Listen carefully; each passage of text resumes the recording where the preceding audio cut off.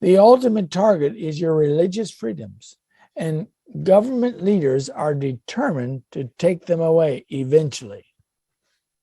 They are already doing this gradually in some places.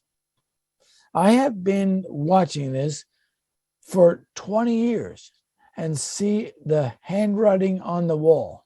We are almost there, and never before have we been so close to the end of time as now. Never has there been such an intense war on national sovereignty, with the pathetic and meager efforts along the America's southern border.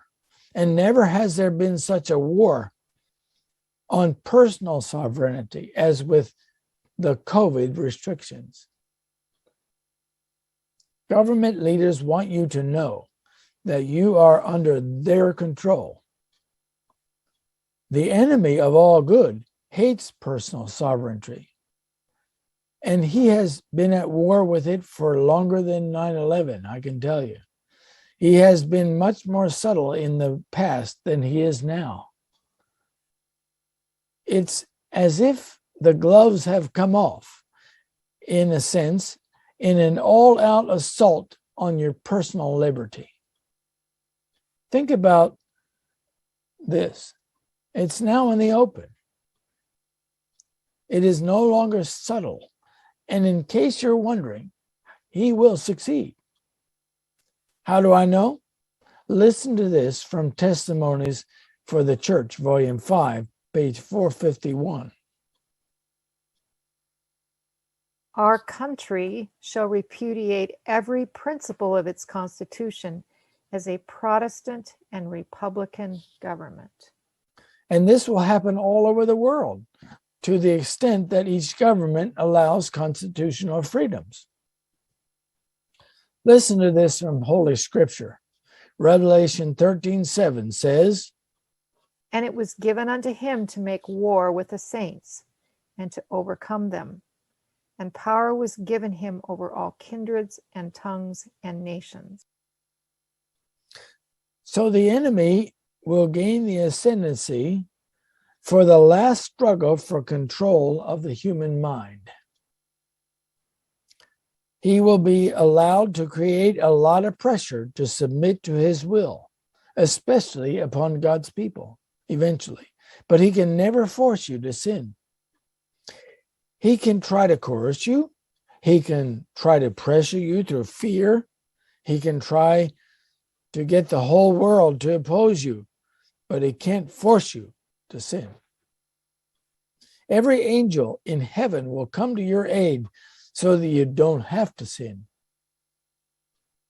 You may end up in prison.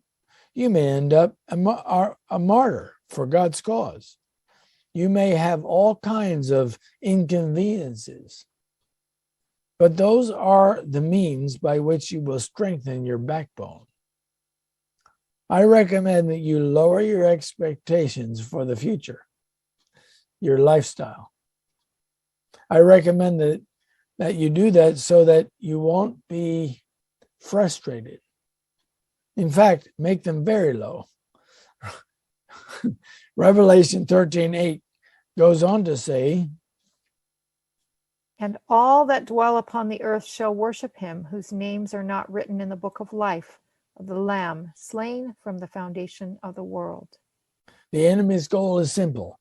He wants to have the worship that is due to God alone. Isaiah 14:12 and 13 says, How art thou fallen from heaven, O Lucifer, son of the morning? How art thou cut down to the ground, which did weaken the nations? For thou hast said in thine heart, I will ascend into heaven. I will exalt my throne above the stars of God. I will sit also upon the mount of the congregation in the sides of the north. I will ascend above the heights of the clouds. I will be like the Most High. To be like the Most High means that you are worshiped and obeyed. Satan wants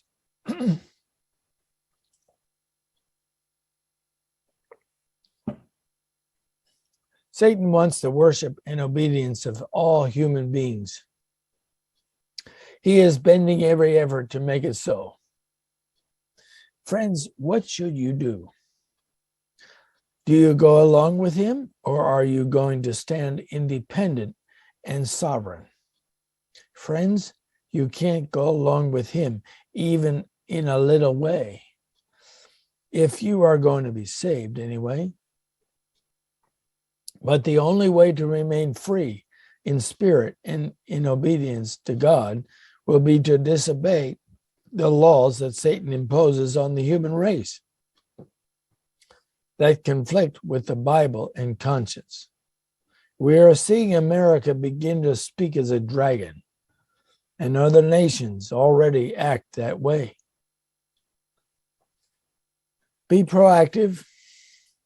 Take the counsel of the Lord as it reads and follow it, even if it doesn't seem like it makes sense. There have been quite a few times in history when the instructions of the Lord seemed unreasonable and didn't make sense, but it was dead accurate. I think of Noah and the prophecy that there was going to be a flood. That was the end of the world for them. Noah had lots of instructions to go with it. It didn't seem to make sense, but everyone who didn't believe Noah perished in the flood. And Noah believed God. Today we have counsel from the Lord to leave the cities and find country homes in retired places. It doesn't make a lot of sense to people, at least to some people, but it is about to become very evident that God's counsel was very accurate. There are a number of systems that are designed or that will be used to control and oppress God's people. Some of them will also be used to strip them of their wealth, some their livelihood, and some of their social comfort, but all of their freedom.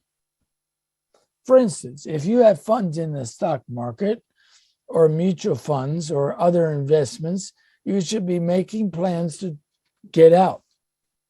And while most people can't avoid the banking system completely without creating chaos in their lives, it would be wise to experiment with the barter system wherever possible. And I also recommend a cash backup system stashed away for about 6 months to survive if things turn against you, or at least in the immediate future. Also, in harmony with God's counsel, get free as much as possible from the food system. Yes, the grocery store. It is being taken over by the elites in the great reset that is taking place around the world. That means to grow your own food and connect with other local farmers. Your diet may not be as broad as it is right now, when you can buy from the system that transports food a long way or long distances, but it is a survival necessity to become independent of the food system. Of course, the time will eventually come when you will be like Elijah and have to just live completely and solely upon the Lord for your daily bread and water. The energy system will not always be available due to blackouts and brownouts that are certainly coming.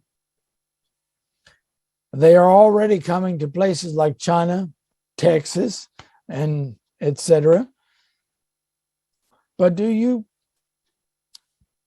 what you can, I should say, to at least have an alternative heating source. Yeah.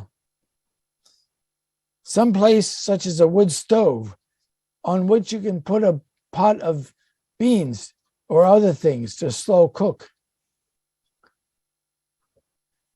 Prepare to lose your job if you are not self-employed, or if you have a government contract, be prepared to lose that too. It may not happen, but you should have some mechanism to earn money on your own and not be dependent on a traditional job. We are seeing this happen with regard to the vaccine. In most places, you can choose to have the vaccine and keep your job. But under the president's executive order, you can choose to stay unvaccinated and lose your job, maybe.